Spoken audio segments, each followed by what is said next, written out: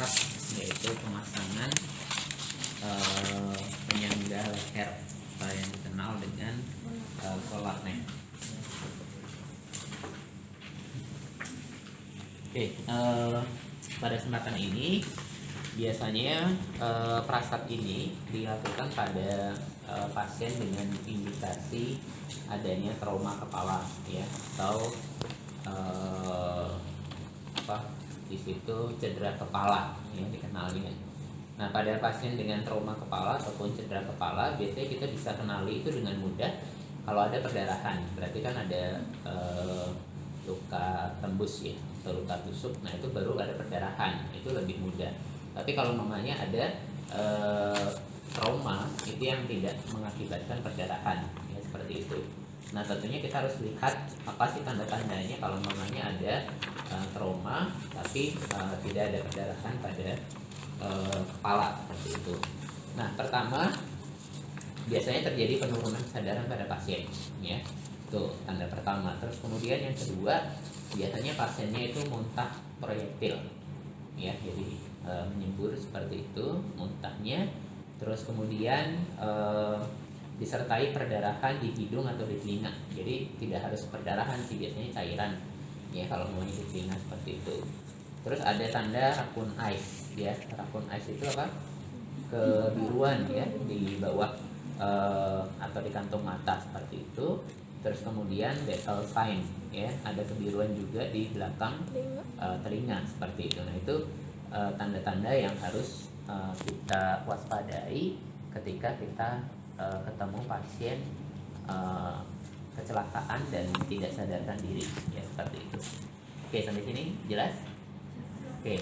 Nah, apa yang perlu dilakukan oleh perawat ketika menemukan pasien seperti itu? Oke, yang pertama, untuk memastikan pasiennya sadar atau tidak sadar, kita perlu panggil pasien, ya, untuk kita identifikasi. Oke, pertama biasanya kita sebutkan nama, kan ketemu pasien, Bu, namanya siapa, atau Bu, namanya siapa, seperti itu. Pasien tidak merespon, kemudian kita lakukan dengan sentuhan, ya, seperti ini. Oke, Bu, namanya siapa? Oke, pasien juga nggak berespon, kamu kaji tadi, ya. Setelah itu kamu kaji tanda-tandanya, oh ternyata ada perdarahan, raccoon eyes, ya, battle sign, terus kemudian otore atau renore, ya. Nah, ini yang perlu otore atau renore kan apa? Mimisan atau perdarahan dari telinga. Oke, setelah itu kamu siap-siap pakai handscoon, ya, kemudian apron, baru habis itu pasien. Nah, yang pertama yang dilakukan setelah penggunaan handscoon itu kita akan lakukan pemasangan collar neck-nya, ya, atau penyangga leher. Nah, ini kita harus ukur nih berapa jarak leher, ya, yang ada pada pasien. Caranya gimana? Ini dengan menggunakan jari tangan penolong, ya. Jadi tergantung penolongnya siapa, karena pasti akan beda-beda, gitu, ya, jarinya. Nah, ini dari rahang bawah, ya, sampai ke bahu, ya, sampai ke bahu atau klavikula, ya, klavikula pasiennya. Nah, ini berapa di sini? Nah, ini kalau saya sekitar 5, ya. Jadi dari dagu, ya, atau rahang bawah seperti ini, kiri atau kanan boleh, ya, seperti itu. Nah, terus kemudian kita sesuaikan dengan yang ada di sini, ya, seperti itu. Oke, di sini caranya, ya, ini kita unlock dulu atau kita rilis, ya, kiri kanannya dengan cara ditekan keluar, ya. Nah, kemudian kita tarik nih, ini bisa ditarik yang kuningnya, ya, ini yang menentukan berapa panjang dari hasil pengukuran pasien tadi, ya. Oke, ini sekitar 5, berarti saya ambil itu majukan, ya, di nomor 2. Jadi yang dilihat itu ukuran dari warna yang biru ke kuning, ya itu. Nah, biru ke kuningnya. Oke, nah sini kiri dan kanannya harus sama, gitu ya. Oke, nah ini sekitar 5. Kalau sudah, kita press lock ya untuk menguncinya seperti itu sampai bunyi, ya. Nah, kalau belum bunyi berarti belum tepat, ya, untuk itu kiri dan kanannya. Oke, sudah dapat nih ukurannya. Kemudian apalagi yang harus dilakukan? Kita pasang pengaitnya, ya. Caranya gimana? Ini tangan kiri ini memegang bahu ya atau pundak ke bagian tengah. Jadi bukan ke leher ya. Jadi ke arah tengah dari vertikal, ya.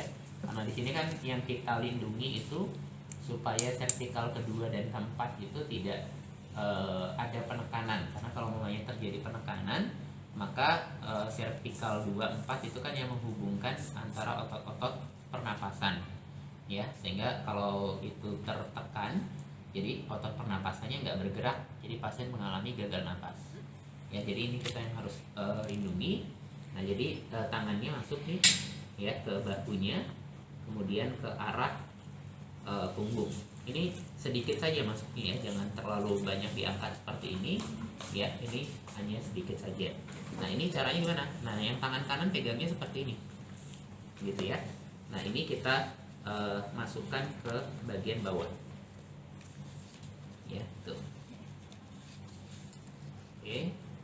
Nah, sampai ininya keluar samping. Nah, jadi posisinya ini ada di samping sini. Oke, setelah seperti ini, apa yang dilakukan?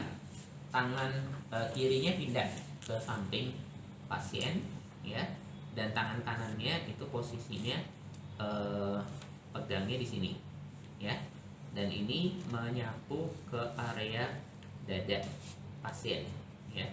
Jadi menyapu ke samping, kemudian ke tengah, ya. Jadi ke samping, ke tengah, gitu. Jadi jangan dari sini terus ke samping sini, ya. Jadi ke depan, kemudian ke tengah, gitu. Jadi posisi ini tengahnya itu ada di dagu, ya, itu. Oke, nah ini udah seperti ini, ya, posisinya. Terus kemudian kita kunci atau kita rekatkan, ya. Nah, jadi ini benar-benar menekan ke dada pasien, ya, sehingga ini tidak bisa digerakkan lagi. Oke, sampai sini paham? Ya, oke. Kemudian proses selanjutnya bagaimana kita memindahkan, ya, pasien ke longboardnya, ya, atau papan panjang. Ini pindah posisi dari samping sini ke samping pasiennya, ya. Nah, pertama ini didekatkan dulu, ya, longboardnya. Oke, kemudian ini kita roll pasiennya, ya, seperti ini. Kemudian ini kita dekatkan, ya. Nah, ini ke bawah seperti itu. Nah, setelah itu kita pindahkan pelan-pelan, ya, seperti ini. Kemudian kakinya, ya. Oke, lengannya. Kemudian kamu pindah lagi posisinya ke sisi atas pasien, ya. Nah, setelah seperti ini, kita akan tarik nih pasiennya ke sini dengan memegang bahu, ya. Nah, ini ke sini, ya. Ya. Nah, ini harus ada di pertengahan sini, tidak boleh terlalu ke atas atau ke bawah, ya, itu. Jadi yang pas, ya, ini adanya di bawah, ya. Ini hampir mendekati sisi samping, jadi nggak melewati, ya, seperti itu. Oke, kemudian kamu mau pasang penyangganya, ya. Nah, ini caranya. Kalau ditekan itu dia ngunci, ya. Tanda ngunci apa? Dia nggak bisa gerak kiri kanan, ya. Nah, itu kamu harus rilis dulu, ya, pas sehingga dia bisa bergerak kiri dan kanan, ya. Oke, kemudian kamu pasang di sini. Ini adanya di tengah, ya, usahakan di tengah, ya. Oke, jangan dikunci dulu. Terus sama nih, release dulu. Ya. Jangan dikunci. Terus kemudian ini ada di tengah. Oke. Nah, kemudian kita geser. Ya, kita pepetkan kiri dan kanannya, kemudian baru di press. Ya, tuh. Kalau sudah, ini kita rekatkan. Ya. Atas dan bawah seperti ini. Oke, udah selesai. Ya. Oke, sampai sini ada yang mau ditanyakan?